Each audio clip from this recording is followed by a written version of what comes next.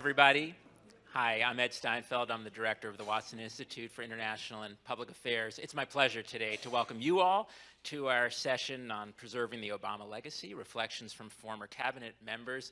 And it's truly my pleasure to welcome two former cabinet members of the Obama administration. I'll do some brief introductions, and then the three of us will have a brief discussion, and then we're going to open it up to questions and spend the bulk of our time discussing these issues with you all, so keep questions in mind. Sitting to my right, to your left, is Gina McCarthy. Gina served as the 13th administrator of the Environmental Protection Agency, the EPA, from 2013 to 2017 during the second term of the Obama administration. Among her achievements in that position was the design and finalization of the Clean Power Plan, an extension of the Clean Air Act.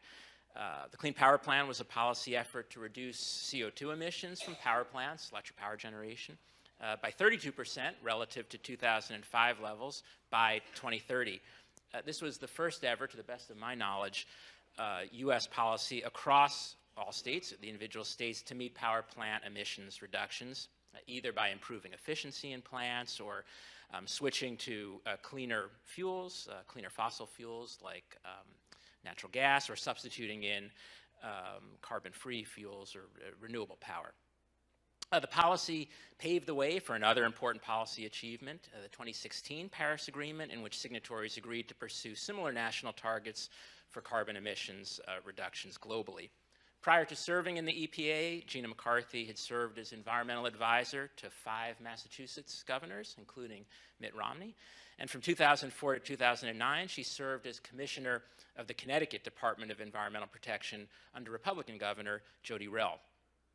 Tom Perez served as the 26th United States Secretary of Labor, also from 2013 to 2017, the second term of the Obama administration. Among Tom's achievements included the implementation of the fiduciary rule, elevating professionals who work with retirement plans, 401ks, or provide retirement advice, elevating them to the legal status of fiduciaries, and thus forbidding them from receiving commissions that create a conflict of interest or a potential conflict of interest. Tom also issued the home care rule, requiring that home health care providers receive minimum wage and overtime compensation, as well as the persuader rule that required law firms of employers to publicly disclose the work that employers do surrounding unionization efforts, or especially the inhibition of unionization efforts.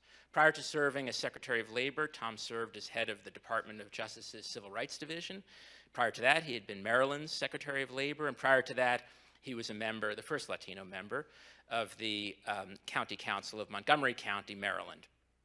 Tom today is the chairman of the Democratic National Committee, and he's a proud 1983, or we're proud of Tom. He's a 1983 graduate of Brown, and I should mention, Gina, you were, I'm sure proud, but UMass Boston is, I'm sure, very proud of you, a proud alumna of UMass Boston. Yay. What I'd like to do is just begin the conversation with some quick questions, and then we'll open it up. So first, I'll ask you both, maybe Gina, we'll start with you. You both developed new and dramatically new policy initiatives in the face of substantial opposition, congressional opposition, some legal opposition, some opposition at the state level. So can you walk us through how you were able to get things done? How was policy designed? What was the architecture of policy in order to navigate the kind of opposition that you faced? Well, Ed, first of all, thank you for inviting me, and it's great to be here with Tom. We haven't seen each other for a while, and we were both confirmed on the same day, so we both have one another's pictures on our walls. So it is, it was really fun. We just came from a leadership course, and I think one of the things that you try to teach young people is that there's lots of different styles of leadership. But for me, I got work done because I picked a team that was smarter and different than me. I surrounded myself with the most wonderful people, 2 of which are sitting in the audience. I would start with Cynthia Giles, who is the assistant administrator at our Office of Environment and Compliance Assistance. Cynthia, will you please stand up? She did remarkable work and continues to do remarkable work, I think, out of Chicago now, right? And I have Kurt Spalding there, who was, if you remember him from here, from Save the Bay, but he was also our regional administrator here in Region 1. So, what we were doing was making good on basically a promise that the president was very clear about, even before I took office, was that we tried to use Congress and do a law that addressed climate change, and it did not succeed. So we were going to do what we had to do under the law anyways, which is to regulate carbon pollution. And so what we did to get it done is we followed the law, which may seem unusual these days. We actually embraced the science, which is clearly unusual these days. And we did huge amounts of public process. Tom and I are both public servants. That's what we do. We care to find out and to learn from the public about what they think, its impact on utilities, what it would do for consumer cost, what kind of opportunities we had to advance environmental justice and equity issues as we were designing it. So it took, it takes hard work to do this, and we are talking about work that took years. And could you say just a bit more about the public process, the public part of it? Yeah, I could. We had literally hundreds of meetings across the United States. We generated over 8 million comments on the proposal and the final rule. The final rule was 4.3 million comments. And to those of you that think it was because it was controversial, you're incorrect. It was because the overwhelming number of people were just individuals expressing their need, the need to take action on climate. And one of the things I did, Ed, that I think sort of ensured that it was done well was that we became best friends with the energy world. We knew it. We lived it. We stayed with them.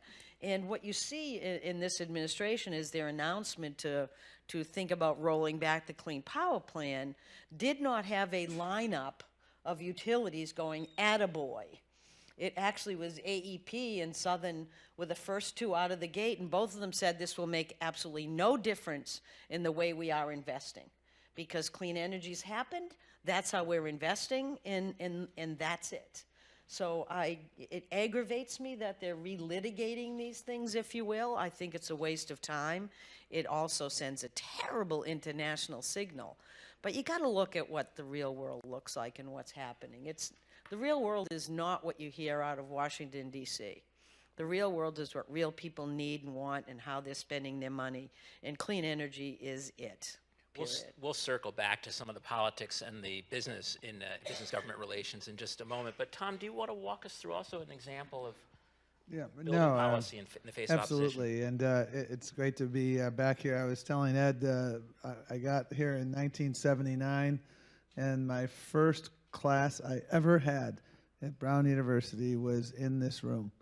So I'm having a massive flashback right now. So if I look a little... Thanks for giving back. Yes, and it was with a guy named Ed Beiser. If some of you are a little been here longer, one of the most remarkable professors ever at Brown University. What was the class? It was called Politics of the Legal System. And that was convenient. yeah, and yes, and it was a wonderful course. And so I apologize for having that flashback for a moment. I couldn't agree more with what Gina said. The key to success in putting the priorities in place is you've got to be a good listener. You've got to build a big table. You've got to marshal the evidence. You've got to have an open mind, understanding. You might have a hypothesis and someone comes in and tells you that's wrong or that's partially right. And here's what you have to do. And then you've got to get real people involved because, frankly, in Washington, there's a whole class of lobbyists who benefit from the status quo. And let me give you a very concrete example because that was kind of a 30,000-foot example. In the world of Ozzie and Harriet, Leave It a Beaver, Ward Cleaver, went to the office for 30 years. And at the end of that 30-year period, he came home. He retired. He got a pen, a party, and a pension. And that pension was what we call the defined benefit plan, a pension. So he didn't have to worry about it. Someone else worried about it, and he had that pension for life. And if he was smart and he had a survivor, then if he predeceased June, then, she would get that pension after he died. And that was the world when the laws of the 1970s were passed on pension protections. Fast forward to the modern family universe, where we now have an $11 trillion 401k IRA market. Now today, when you go in most places, you have a 401k plan in which you are the master of your retirement destiny. And you have to make choices about how to invest, what plan to invest in. And, if you go to your lawyer and your doctor, they have a legal and ethical obligation to look out for your best interests. But if you go to your financial advisor, they have an obligation, or had an obligation, to give you information that was suitable to your interests, which meant that they could take into account their own compensation scheme. You could have 5 plans that are suitable, and plans 3 through 5 give them a bigger commission at your expense.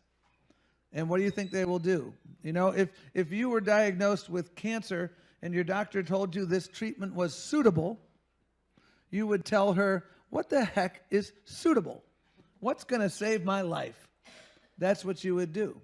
And so we were trying to modernize the world of retirement savings. And to give you a sense of scale and scope, the $11 trillion industry of what are called defined contribution plans, that's real money. And when you have somebody who can take that commission off of you, the lifetime costs of that can reduce your nest egg by 20, 30%. So tens of billions of dollars at stake. And we attempted to put in place a new rule. And how were we able to do it? It was critically important to have everyone at the table. And I will say this, a graduate of Brown University, one of the companies that ended up supporting our rule, it's a guy named Brian Moynihan, CEO of B of A, who owns Merrill. There's a guy named Jack Bogle, anyone who knows him, basically founded Vanguard, invented mutual funds. Slight overstatement, but not that far of an overstatement. And he said, I've learned that when you put your customers first, it's great for your customers, and it's even better for business. Those weren't my words. Those were his words. And so when you're moving forward on something like this, and by the way, industry spent over $100 million to try to defeat us because there was a lot at stake for them if they had to actually, God forbid, put their clients' best interests first. So our key to success in that was to make sure we built a big table. We marshaled the facts. We marshaled the aggregate data. But then we had very specific examples of people who had gotten screwed, like the Toffels. This guy was an electrician. He did everything right. World War II veteran. Works for 40 years. He invested his own stuff, and he was very smart, but he started getting dementia. His wife goes to the local bank that they had banked at. She says, we need help managing his money, and he had like $500,000 saved up. Nice nest egg. And he's 70 some odd years old. They put him into what's called a variable annuity. Very dangerous. And the annual cost of this instrument that they put him in was $25,000. The annual cost. You could buy a new car every year for the cost that they were getting. And by the way, annuity, when a guy's 74 years old, he has dementia, he died 3 or 4 years later, but that was suitable. And so when we do this, and I made a short story long, but it's so important for success to make sure you're building that big table, to make sure you're marshaling the evidence. And our final rule was far different than our initial rule because folks had good ideas, and in the end of the day, they embraced it. And with the efforts that are underway in our context to do away with it, the business community has continued to say to me, we're moving forward because it's the right thing to do. So Tom and Gina, let me ask you, both described policies that were well thought out, backed by fact and science, evidence, ones that were inclusive in terms of the voices and stakeholders. So how did we get from that to a situation, say, where the EPA is framed as engaging in war against America or war against the middle class, or where these policies are presented, maybe not with facts, but certainly with emotion, as some kind of egregious violation, not just of common sense, but egregious violation of the Constitution. And same with the Department of Labor, that this is government run rampant against the citizenry. How did we get to that political framing? Sheesh, that's an easy answer. Tom and I used to have bets on who would get more riders on the budget, Department of Labor or EPA, or who would be called in for more hearings. I think I was a won, dead heat. but it was a dead close. heat. It was close. I don't know. The environment has never really been a partisan issue. It's never easy during a down economy to talk about environmental protection. I've known that for as long as I've been in the business, which is my whole life.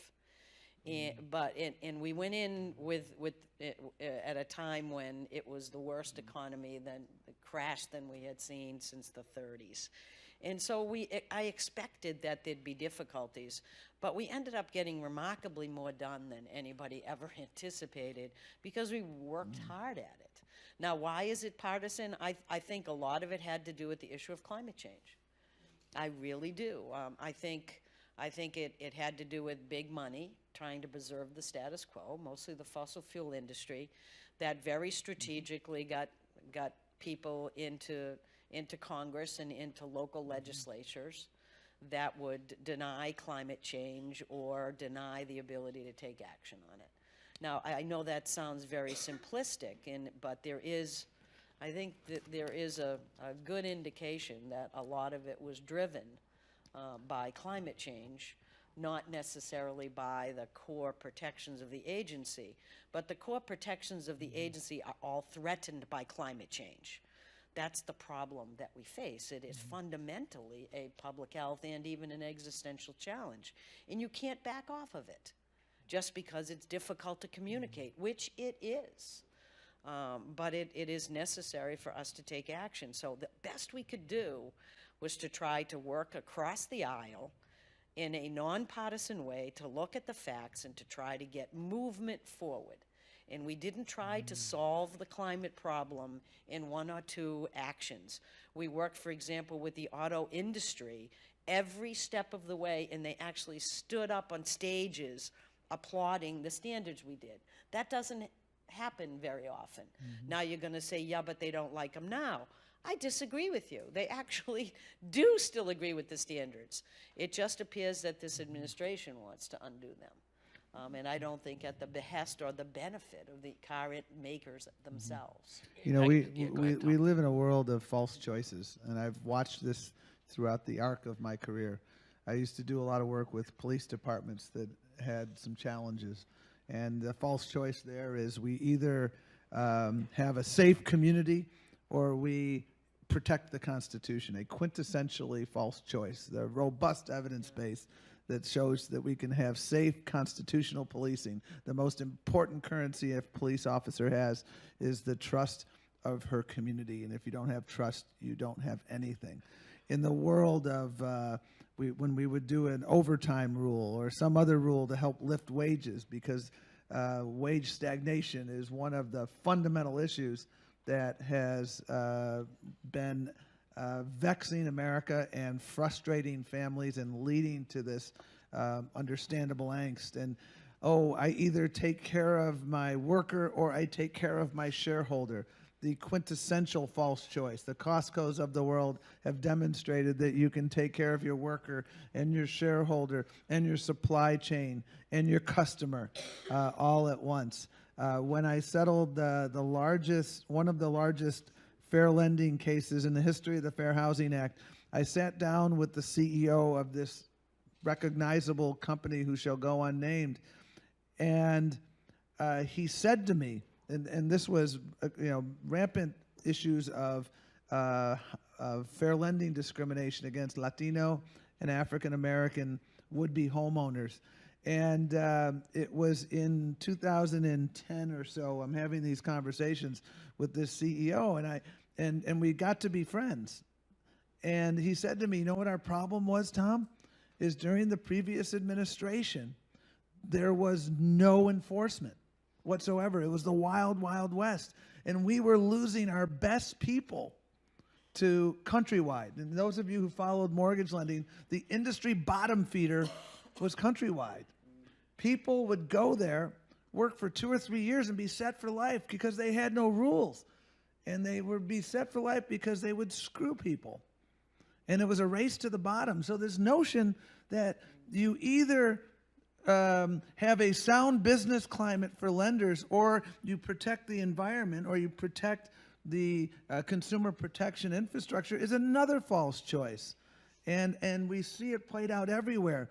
The absence of regulation in the fair lending context, the wild, wild west, is what exacerbated the problem. And here was a CEO calling for common sense oversight of the industry. And so we have to stop buying into these false choice scenarios that are being offered now. Once again, it's just dead wrong. But what I was trying to tell the students, Ed, earlier is that there are many, many, many Republicans, even Republicans in the Congress of the United States, who would love to not have climate change be the part of the platform of the Republican Party. Climate change denial is what I should say. They understand what's going on.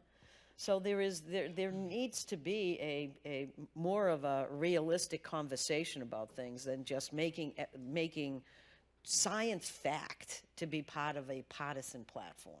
It just doesn't make any sense. Right, and how does one get to that goal? So Tom, you referred to false choice, and that makes sense to me, but that false choice, it is the choice right now politically. In other words, in an earlier lecture at the Watson Institute, Watson Senior Fellow and former Ambassador Chaz Freeman talked about in diplomacy, when you run into a wall and you can't get any farther with negotiations, sometimes you just have to change the question.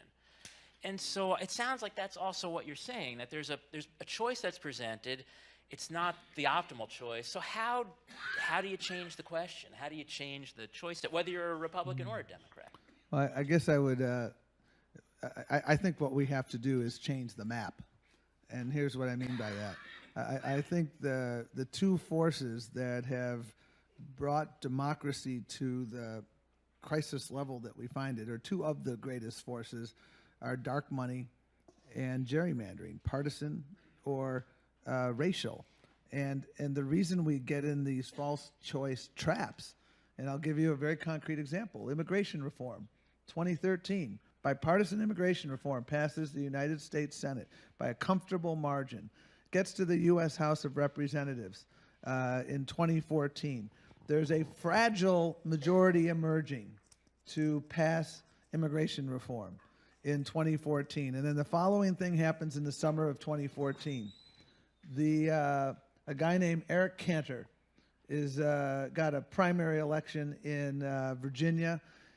He's so confident of his victory that he wasn't even in his district the day of his election. His pollster had him up by 20, I guess probably his ex-pollster, and he lost by 20 or something like that. And everybody got spooked on the Republican side. The Tea Party folks, a few of whom were willing to just vote and get this over with, they got spooked. Why is this relevant to this conversation? They were the Tea Party folks who refused to support the DREAM Act, refused to support that immigration reform, in a sense, are acting rationally. And what do I mean by that? If you define rationality as, I want to get reelected, they were acting rationally, because their districts are so heavily gerrymandered that their only worry is a challenge to their right. And so if you want to talk about the people who are telling her in secret, telling her, I'm going to deny this under oath, Gina, But I will tell you in secret, climate change is real. I know that, but I can't say that publicly because I'll get a primary challenger. I can't vote for the DREAM Act because I'm going to get a primary challenger. And the list goes on. I can't vote for comprehensive immigration reform because I'll get a primary challenger. Barack Obama won Pennsylvania by 5.5 points in 2012. The 18 members of the Democratic Party running for the congressional seats won 51% of the vote, something like that. I'm off by 0.5% maybe. They won 5 out of the 18 seats because we live in a world right now where we have allowed the elected officials to pick their constituents rather than vice versa.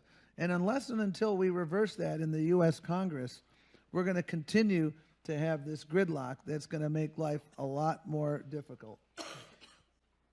I should ask you all who have questions, please start lining up behind the microphones. I'm going to ask one more question, and then we'll turn it over to you. Pardon me.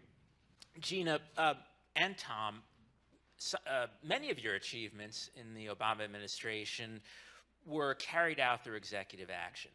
And many of the actions that we see now are being carried out through executive action in the Trump administration. Can you describe to me how you assess and evaluate this shift that seems to have happened in American politics toward much more executive power and much less congressional action on basic regulation? Where are we headed? Congress doesn't do anything. It's really quite a short See, answer. answer to my last question. Answer to your last question that I just gave. Should that be the operating assumption? Can I make a distinction here? And for me, it's important, is because I hear this a lot about EPA was over the top, outside of the boundaries of the law. We were just using executive authority. Well, I was in the executive branch of government, right? But I used rulemaking authority. I used the laws that Congress gave me and the responsibility under that law to do the job I was supposed to do. It was not by executive order. It was by rules. And one of the reasons why I make that distinction is an executive order does not hold the weight of law. And so we were not winging it, folks. We were going through the rigorous rulemaking process that's required. And the reason why that's important is not just because I think we did it well, but I think this administration thinks they can rule by executive order and that they can do a shoddy job on rulemaking to just confirm what the President of the United States wants. And for that reason, I don't think they're going to be successful in rolling back the work that we did. They're simply not working hard enough. And they've been sued 8 times, and 8 times back to the agency saying you can't take shortcuts. There happens to be a process for this that's written into law, and you got to follow it. So I'm proud of the work we did, and I think it will set us up for I think success in the courts as these things continue to roll through. I mean, remember, Mitch McConnell said, my goal is to make him a one-term president. I worked for a guy named Ted Kennedy. Ted Kennedy was a remarkably proud, progressive Democrat, and he was also a problem solver. He understood that idealism and pragmatism were not mutually exclusive. If a Republican got elected president, he looked at it as his obligation to try to find common ground, and he frequently did. There was no interest in common ground. I am convinced beyond a shadow of a doubt today that if it said Obama on it, then we must get rid of it. That's it. That's the only thing. And that is the operating principle. And so we were left with no choice but to do what we did, how we did it. The challenge that we have now that is increasing with every passing month is more and more judges are being appointed by this administration. And we've run into a buzzsaw of sorts on a couple of these matters.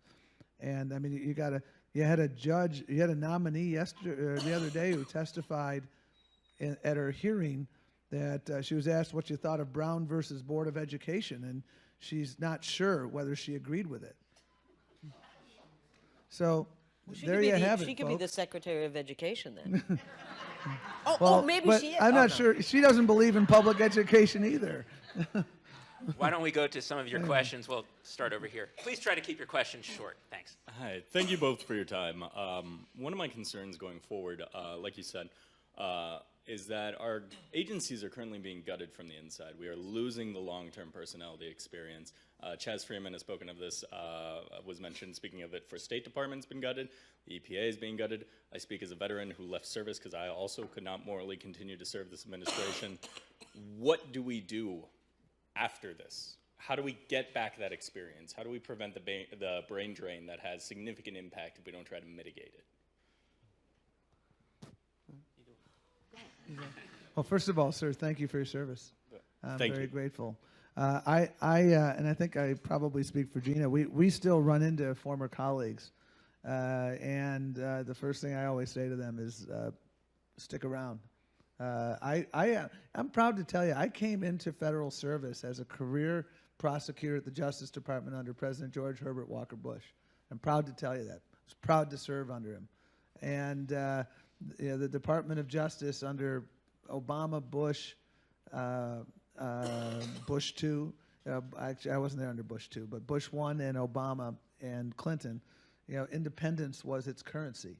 And I think that you have put your finger on a really important issue, because they want people to leave, and then they're not going to fill the positions, and that's one of those issues where there's going to be there could still be residual impact moving forward after this administration ends. And so I've been doing, and I know all of my other colleagues in the cabinet say the same thing to their folks: stick around. It's easy for me to say, but one of the reasons it's really important to stick around is there are so few senior positions filled right now that there is still actually some opportunity to continue making decisions with the career civil servants. And I think I don't have the best answer for your question, because there is an undeniable brain drain that is occurring. There are people who are saying no mas, and I can't blame them. But what I am doing is continuing to advocate the ones I still hear from, that they stick around. And I don't begrudge you a moment, because in the end of the day, it's following your conscience. And implicit in your question was, your conscience told you had to move out.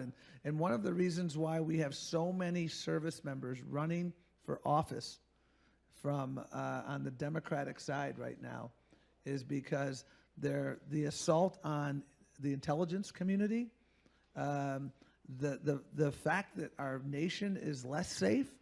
When you stab your allies in the back and you cozy up with your adversaries, when you become Putin's poodle, when you say nice things, when you cozy up to Duterte, and the list goes on. That doesn't make America safer. It makes America more vulnerable. And that's why we are seeing right now so many service members with spectacular credentials running for office. And again, that's not a good answer to your question. I think the honest answer to your question, and I saw this when I re-entered the Civil Rights Division in 2009. We lost a lot of good people during the Bush administration because they tried to gut civil rights, and they almost succeeded. And so what I had to do was rebuild, and it took time, and that is going to be part of the challenge. Pruitt, I'm sure, would like nothing more than the SES, the Senior Executive Service, to Well, leave. one of Pruitt's stated goals, it's written, is to reduce the staff. I mean, I've never known anyone who took a job who actually said that. It's amazing, actually. Well, let me give an equally bad answer, because I don't have a good one. I think the thing that I worry about a lot, I probably worry about a lot of things, but one of the three things about EPA is I just feel terrible for the career staff now. I've never seen any people treated with such disdain who did not deserve it. And I was at an event in Washington yesterday, and I saw an EPA person, and they came up. It was this young woman, and she came up and gave me a hug, and she said, "I miss you," and she started crying. I'm like, oh, if this is what you're doing to people who are public servants, whose sole, problem that you worry about is they actually wanted to serve the public. It's amazing to me. So that worries me. The second is that most of the people leaving are the scientists because they are totally under attack, as is the science. That's why I went to the School of Public Health at Harvard, because I only know one thing to do, and that's yap away as much as I can in support of science, and I'm a good yapper. But the other thing is that I just want to make sure that good science is given to decision makers. If it's not government, and someone else is going to make that decision. And it's going to be cities and states, and it's going to be the business community. So one of the things you may see is others step up at a time when Washington is asleep. And I'm seeing that. I wish it was more, but I'm seeing it. So there's some reason for hope. The third thing is that I really worry that this is the first administration that I'm aware of whose sole path forward was to go backwards. They have no vision for the future. EPA, Scott Pruitt has never talked about how we are going to improve public health and the environment, which is the mission of the agency. My Republican colleagues that were EPA administrators are just beside themselves about this. They've never seen anything like it. And I worry that this is going to be the tail. Now we're going to not only have a Congress that doesn't work, but we're going to have an executive branch that just undoes what the other one did. That would mean that we essentially have no regulatory path. We have no regulation if there can't be a level of certainty that what has gone through the process well, that's been defined by fact and the law and the science, is not going to be retained. You just can't have it. And that's the things I worry about. Other than my daughter is really interested in, no, I'm only kidding. That's my own personal problem. Thank you both so much for your time. Question over here. Autonomous vehicles become more and more prevalent. The 3% of the American workforce that drives for a living feel that their jobs may be, they may be out of work within a decade. Do you view this current period of automation as exceptional in history or part of a larger trend? And then from an environmental perspective, how do you think the shifting incentives of autonomous vehicles will change environmental issues of driving as public transportation may become less prevalent? Well, I do think that automation is inevitable. Whether it's inevitable in the car sector or when, I don't know, but it seems to be something, it's a fact of life that we have to figure out how to do, and people have to, I think, reconcile themselves to it. It's not my favorite path forward, but I think it exists, and we have to figure it out.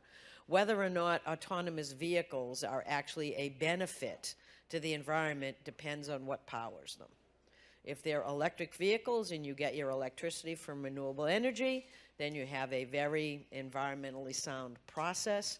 I can't imagine, however, with 9.6 billion people expected in 2050, 2/3 of them are going to live in an urban area, that you're actually going to fit that many vehicles on any roadway.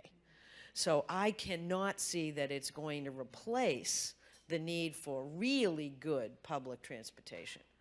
That is where we have to get to, and this country has been slower than most in making that adjustment. We did a lot of thinking, and we convened a number of conferences on the future of work when I had the privilege of being labor secretary. And when I was labor secretary in Maryland, I used to say the quickest way to punch your ticket to the middle class was to get a commercial driver's license, because you take a 12-week course, you're up and running, and you're making good money. I don't say that with the same frequency now, because I don't know where that will be in 5 to 10 years. But what we can learn from life experience from the past is when you had the Industrial Revolution of the late 19th century, people were asking the same question. What does this mean for the future workforce? And what ensued was a many-decade battle and discussion about what the social compact of the 21st century would be. And the one thing that I think has to be one of our core values as a nation is that we have to equip people with the skills to succeed today and the core competencies to adjust to the one constant that we know will exist in the 21st century, and that is change. I told a story before about in West Virginia, in coal country, we were a public sector venture capitalist. We invested in displaced coal miners, and I went to a place in Pikesville, Kentucky, the heart of coal country, a startup called BitSource, and I met with about 15 of their new employees. They were learning how to code. The motto of the company was "From coal to code." These were all displaced coal miners, and what impressed me so much about them was their determination. I told the story earlier today. This one guy had a screensaver of his 2-year-old on the computer. I said, "Who's that?" "Oh, that's my son." Someday, this guy told me he's going to come to me and say, "Daddy, I can't do this. I don't know how." And I'm going to be able to look him in the eye and say, "Son, 8 years ago, I didn't know how to turn on a computer, and now I'm a coder, and I'm providing for you." And to me, I have always been just so awed by the resilience of the American workforce. And I think what we have to do in the public sector is to make sure we equip everyone with the skills to thrive today and the core competencies to continue, because change is scary.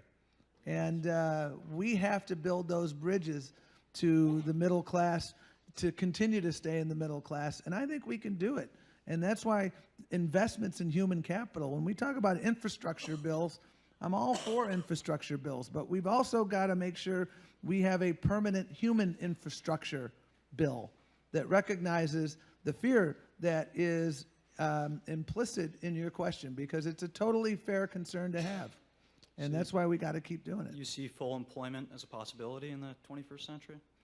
Well, we're at 4.1% right now. So right now in communities across the country, the conversations I have more frequently are about a worker shortage. And what we have to do is make sure that we match the skills needs that exist today with the talent pool. That's a huge challenge here in Rhode Island. That's what Governor Raimondo is doing a lot of very successful work on, because we don't make jewelry anymore in Rhode Island. And we've got to prepare people for the jobs of the 21st century. Great. Thank you. Thanks. Question? Thank you so much for being here. Last week I was at a talk put on by the Watson Institute with author Ira Shapiro, and one of the panelists made the point that in the coming years, 30% of the U.S. population will elect 70% of the U.S. Senate. So my question for you is, how do you see the Senate, which is supposed to be the more bipartisan chamber, functioning with that disparity? Can you explain the premise of your question one more time?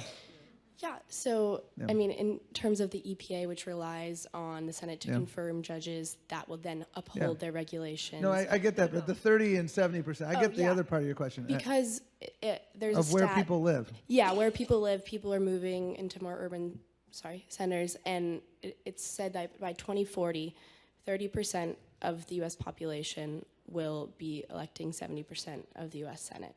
That was Right. a fact. Yeah, I mean, in other words, Yeah. California has 2 senators and Wyoming has 2 senators. Yes, yes. Yeah, okay. Well, you have to take that up with Ben Franklin, but I don't know that he's around. California has 58 representatives or something like that, and Wyoming has 1. I mean, one thing that I would simply observe that is not completely responsive to your question, but it applies everywhere, is we ought to be making it easier for people to vote, regardless of whether you live in Wyoming or whether you live in California. And it's unconscionable, and I spent a lot of time prosecuting voting rights cases, that the playbook of the Republican Party is to make it harder for eligible people to vote. And they're not shy about it. Google Paul Weyrich, W-E-Y-R-I-C-H. Paul Weyrich voting. You will get a 41-second video in which he says, "I don't want everyone to vote. I want less people to vote, because we do better when less people vote." That is unconscionable and un-American. And that is the reality.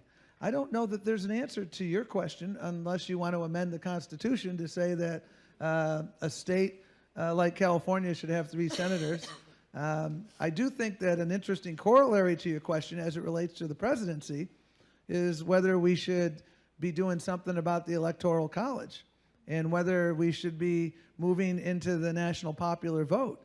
And a number of states, the first of which was Maryland, passed a law that said we will direct our electors to vote for the person who won the popular vote as long as states totaling 270 electoral votes do the same. That doesn't address your Senate issue, but it does address the reality. And I don't think what happened in 2016 and what happened in 2000 are going to be the last time they're going to happen because of the phenomena you described. You want to comment on Nope. that? No? Okay.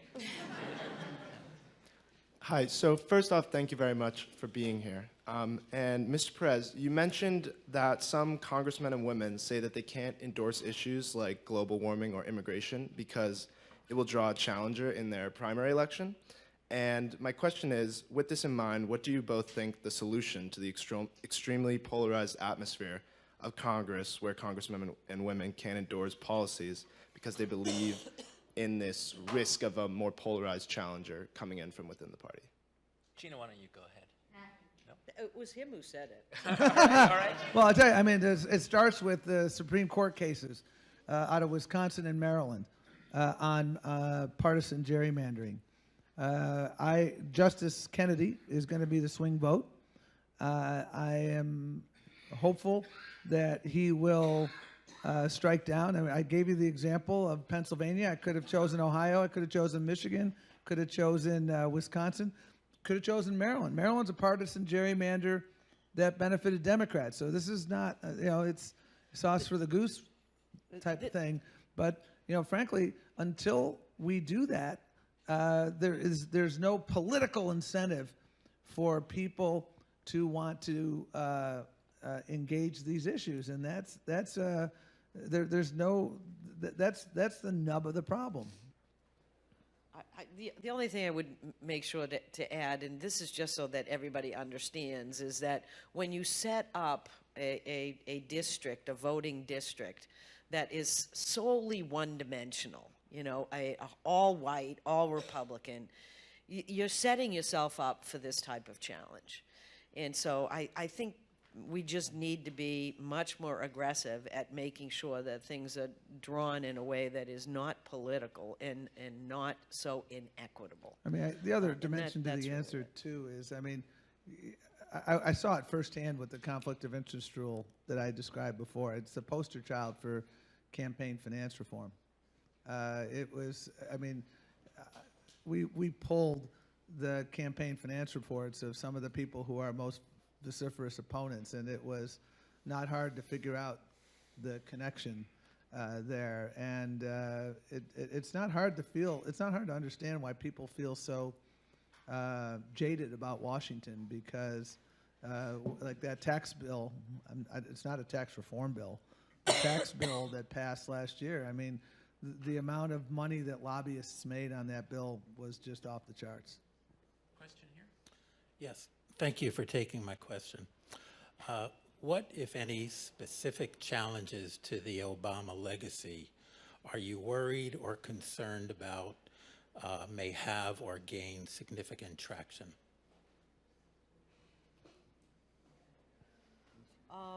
Nothing in the world of EPA. I don't think there's anything. I think but in the larger context, what worries me the most is that, one of the things that we've been struggling as public employees is the credibility of government issue. The fact that, we're all seen now as living in a swamp. It doesn't help to have Pruitt be the poster child of that. We're getting to a level of discourse that is just phenomenally bad, and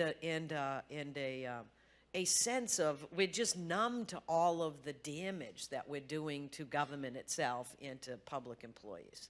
I take pride, and always have, in the work that I did. I took pride in not being partisan. I don't dismiss anybody's judgment. I give it thought.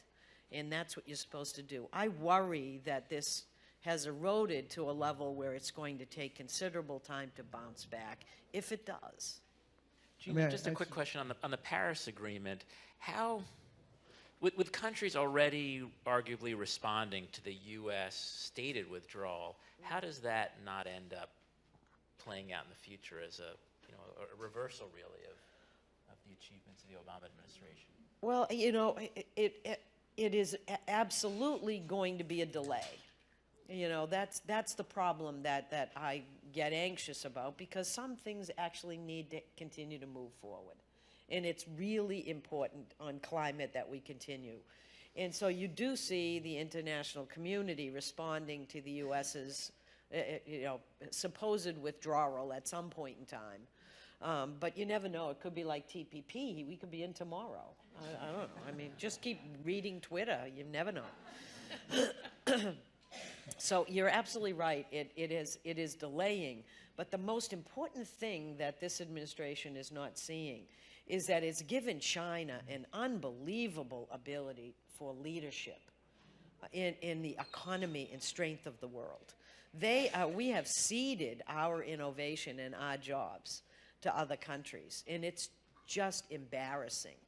And I think I worry about that a lot, because I don't know how we regroup when we're not investing, when we're not continuing to grow the jobs here, and when you have markets really that are being managed elsewhere and drawing our businesses there.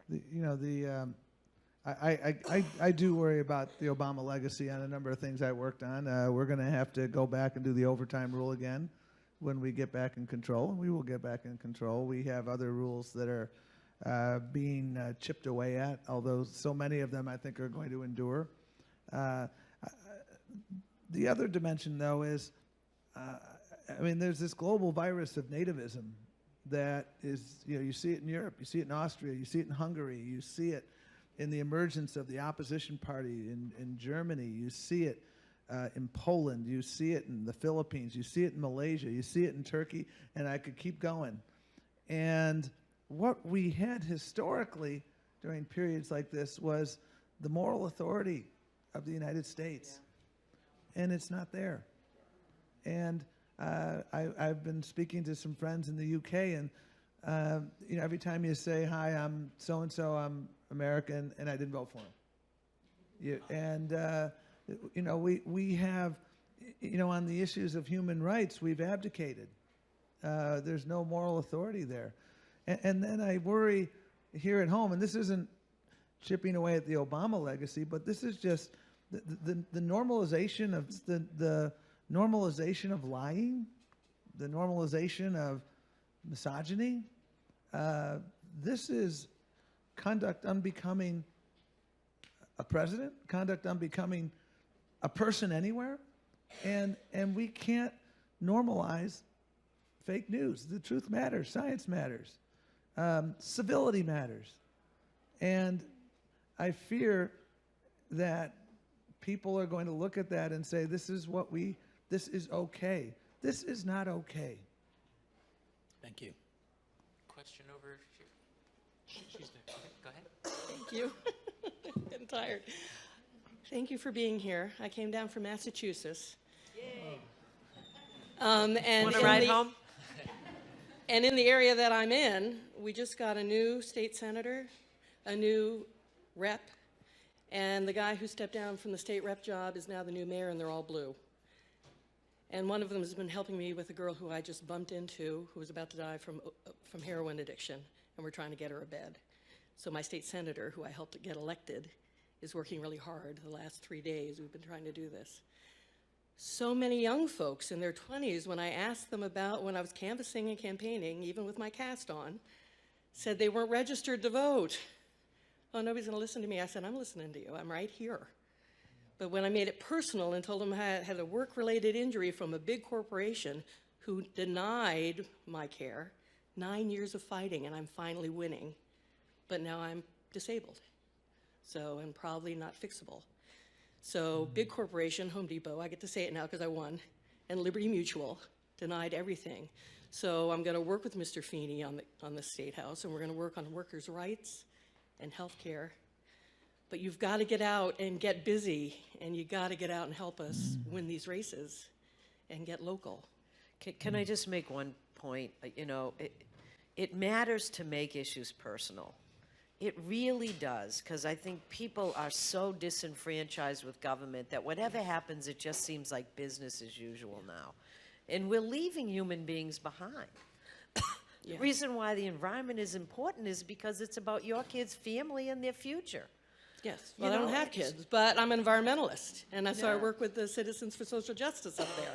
All right, my kids' family. Yes. My kids' family. But I tell them that I'm doing this for your kids, Exactly. and to have, I got to drink out of creeks up in upstate New York. I got to go camping and see wildlife. I'm worried there won't be any left. So the thought that the polar bear is not going to be around and I still will be is really scary. And this administration hopefully will motivate folks to get out and get these people elected who do care and will change it. So that's my hope, and thank you all for Well, everything you do. Les, thank you for Bravo. coming here. Thank you for your activism. I see it all over the country.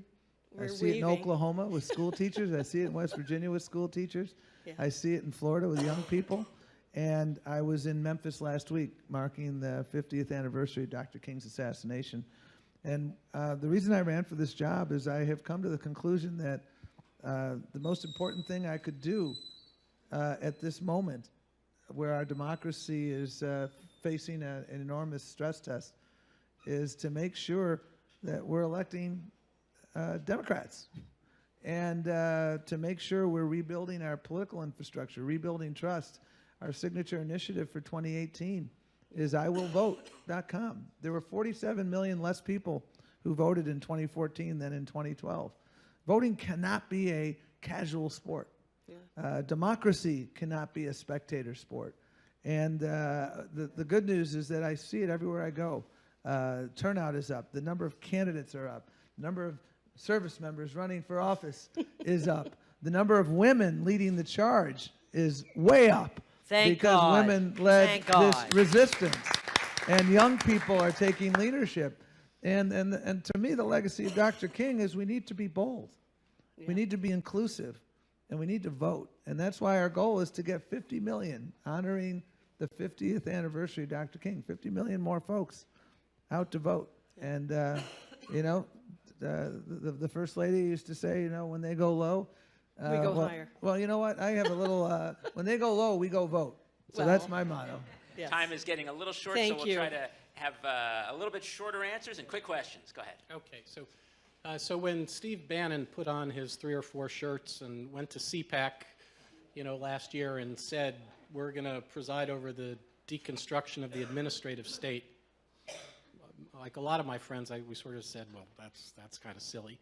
But I think what we're seeing is that, our institutions are surprisingly fragile. So you've touched on this several times, but the arbitrariness and how quickly things can be reversed with either executive action or especially with administrative rules and regulations. If Mick Mulvaney can say the budget for the Consumer Financial Protection Bureau is 0, and if Scott Pruitt can mint his own coins and, gut the department and reverse all these rules, it seems to me that there aren't enough things that are a matter of statute and that there are things that are just, again, our government is complex. We live in a tough world.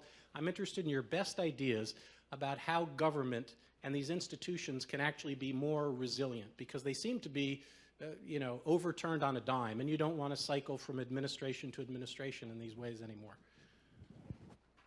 I don't actually think they're having as much success as your question might indicate, because they've That done it zero in such budget, a Tom, that's troubling. I mean, you're that's a ham-handed. They have been so sloppy in what they have done that, quite frankly, there was an article in the New York Times Sunday about it. But have they had some success? Absolutely.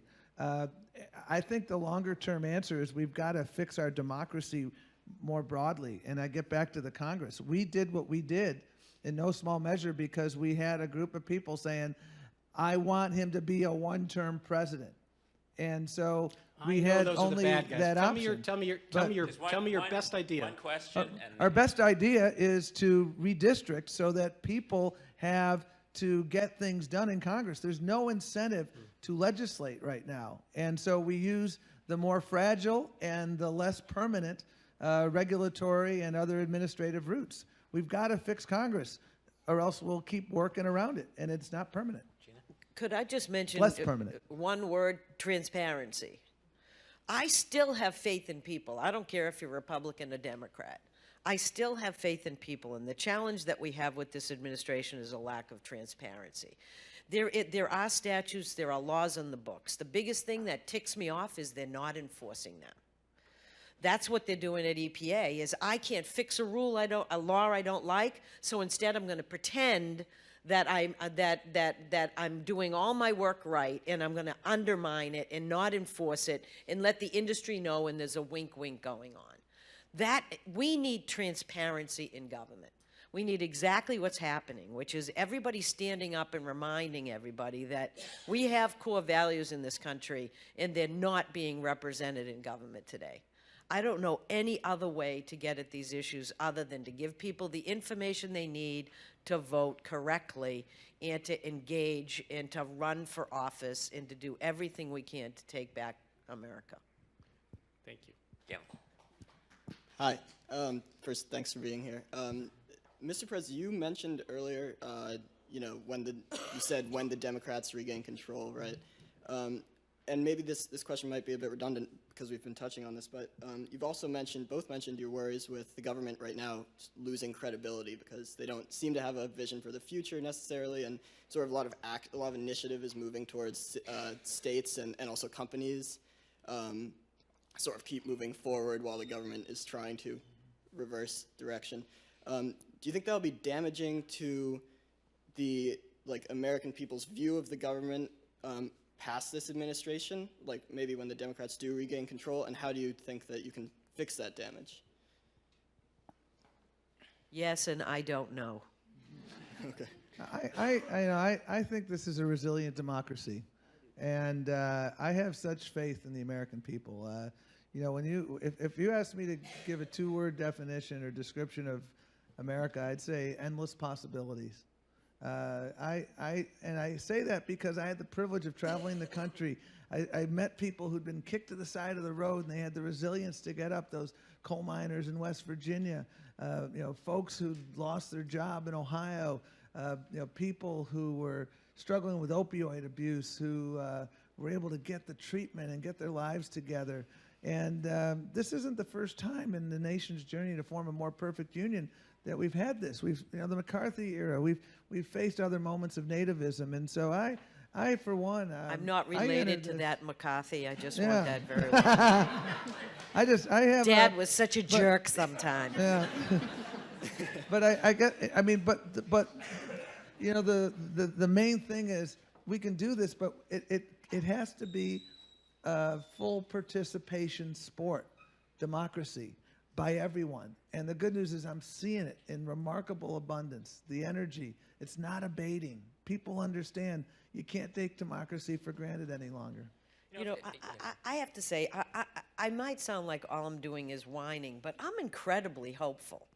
I actually see signs that people are beginning to act like they need to act, which is with passion.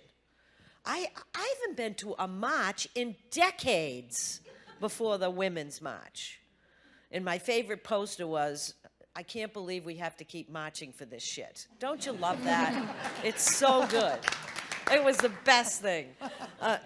You got the Science March coming up this weekend. People are taking to the streets. If you want to see what America is, that's what it is.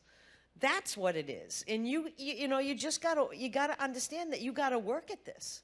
It's endless work, but it's worth it. And there's no way that I think this administration is going to take down the United States of America or tell us that we don't value the things that we do, period. Isn't the one way to interpret the Trump victory is people were frustrated by Republican administrations, Democratic administrations, so restoration to what, really? I mean, what really is the answer beyond change? In other words, return doesn't seem to be a political solution that anybody was particularly interested in the 2016 election. I mean, we can't focus on yesterday. We have to focus on tomorrow. That is, and the person who asked about autonomous vehicles, his question is about what is our tomorrow going to look like for people who drive right now, whether it's a CDL or an Uber. What is tomorrow going to look like for that coal miner? Because I'm confident that it's not going to be, we're going to create 10 million coal jobs. I think it's so critically important to be honest with people. People can handle the truth. But in addition to being honest, we have to help folks and make sure we're building those ladders of opportunity so that everyone can punch their ticket to the middle class. And we have to do what Dr. King did. He was bold. He passes the Civil Rights Act of '64. And what does he, take a victory lap, sit down? No, he goes right back to LBJ and says, I need a Voting Rights Act. And they kept marching. We need to aim high. And we've done that throughout this nation's journey to form a more perfect union. And we can do that now. We need to make college affordable for everyone who can't, because the term educational mortgage should be eliminated from our lexicon. And it can be eliminated from our lexicon without breaking the bank. We can address climate change. We can do all these things. We've just got to continue to think bold and move away from this us against them. You know, when you blow your neighbor's candle out, it doesn't make your candle shine any brighter. And that's the reality of their operating philosophy. We can shine everyone's candles. Can I just mention that it could honestly be as simple as this, just to get us started, is you should hang out with people who disagree with you. Since when do I get to demand what everybody else thinks? You know, let's talk about what we care about, not what our position paper says. You know, I think students have to really start thinking about this, because places like Brown and places like Harvard, where I am, you know, they're very liberal. They tend to look down their nose at conservatives, where they look at Republicans as being anti-environment, when I've worked with a ton of them, and they're not. You know, we just have to get a grip on one another. Well, maybe not. There are a few There was a metaphorical there are a few statement for people the I would record. like to grip about their neck and head, but no. We just have to get a grip on ourselves and start talking to each other again.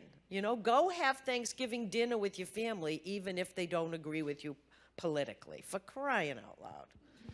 Let's take the final three questions all together, and then I'll give the panelists a chance to answer. Please. Yeah, Mr. Perez, you've discussed the disproportionate influence that you believe dark money has had on recent political election cycles and our political system as of late.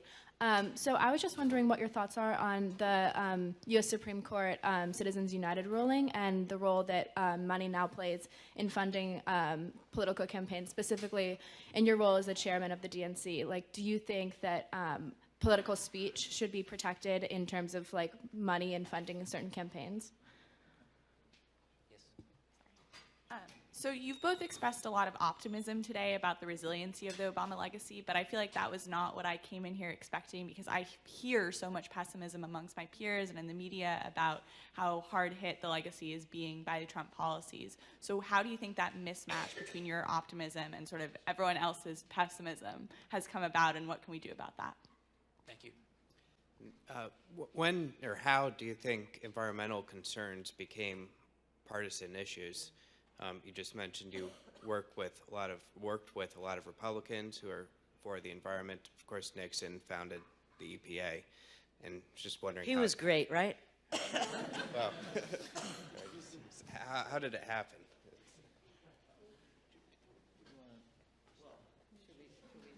Why don't you do, I'll leave the third one to you. Okay. And I'll do the first one. Okay. Dark money, and we can both do the second one. Well, the second one, I'd just say get over it. I mean, really, get over it. That's why I love her. I asked for brief answers. No, I mean, I think, again, dark money brought to us by Citizens United and gerrymandering, partisan and racial, have been two of the most significant forces that have brought our democracy to its knees. I live in Maryland. On our county council, in our county, we put in place a campaign finance bill. If you raise something like if you get X hundred donors of $250 or less, they match it 6-to-1. We have 39 candidates running for office because we've democratized the process of running for office. You don't have to be a millionaire or a billionaire to run for office. I think that is what America is all about and should be all about. Unfortunately, this court will not, we're in trouble until we have people on the Supreme Court who understand that. It's been a terribly dark force. As to the question about legacy, I mean, I look at the Affordable Care Act. What a resilient bill. I mean, and the number one issue that has had Democrats winning over the last year, whether it was Virginia, New Jersey, whether it was Doug Jones in Alabama, whether it was Connor Lamb in Pennsylvania, the number one issue is health care. And the mistake, among others, that the other side made is they believe their own propaganda. Oh, the Affordable Care Act's a job killer. Oh, the Affordable Care Act's a killer generally. It is not. It's been saving lives. Talk to the person struggling with opioid addiction who relies on Medicaid, and something like 2/3 of people treated for opioid addiction get funded through Medicaid. And so, you know, yeah, we've taken some hits at the Labor Department. Does it break my heart? Yeah. Does it strengthen my resolve? Hell yeah. And so I understand that some people feel pessimism, but, you know, we can either fret or we can fight. I chose to fight. And we keep fighting, and we keep winning a lot of battles. And I guarantee you, we're going to keep fighting, and not just fighting against them. And that's where we sometimes, you know, sometimes I see too many people talk about the president too much instead of talking about what we stand for. I'm proud to be a Democrat because we've had people's backs on the issues that matter most. We have your back on health care. We have your back on good jobs. We have your back on women's reproductive health. We have immigrants' backs. You know, we believe that our diversity is what has always made America great. And so, you know, when we continue to lead with those values, I think we do quite well. And when we put hope on the ballot, we win. And when we allow others to make us hangdog, that's when we start turning against each other. And I refuse to let that happen. You know, and I won't touch the Citizens United thing because that's pretty clear. But on the issue of everybody feeling badly, I get the same reaction everywhere. Is I can't believe you're okay. Like they think I'm just destitute now, just in this constant state of depression, and I'm not. I'm pissed off. That's what I do. You know, I just get ticked off that these things are happening, but all they're doing is claiming success that is nowhere near the finish line. And you have to just cut through that and do a little bit more work to see, you know, everybody says, oh, the cars now, all that's done. That wasn't even a beginning of a rule. It was like a statement. You know, so, oh, I can make statements. And I remember the president going around going, isn't it great we dropped out of Paris? You can't even start that for 3 years. You know, so you just got to not let them make false statements that take away your energy and your enthusiasm and your hope. Even if they were right, you cannot let them win. And that's what you do if you get depressed. I've spent many evenings watching Netflix, eating ice cream, and watching 7 years of Game of Thrones. You just can't keep doing that, I'll guarantee it. Not without totally new clothing. And on the environment, I'd be damned if I know how they succeeded in making it as partisan as it is. But, you know, I think that climate change has had, as I said earlier, a lot to do with it because it's complicated. And it is a fundamental shift in the way in which our world has energized itself. It's supposed to be hard to make change in this country. That's what drove me crazy when I was doing rules because I couldn't get them done quick. It's now what I rely on that's holding change back. And so change is hard in a democracy. It's meant to. It's going to be a very challenging issue for a long time. But I have to have faith that the United States is going to lead that charge again. Just a quick final question. Forgive me if it sounds cliche, but it's truly heartfelt.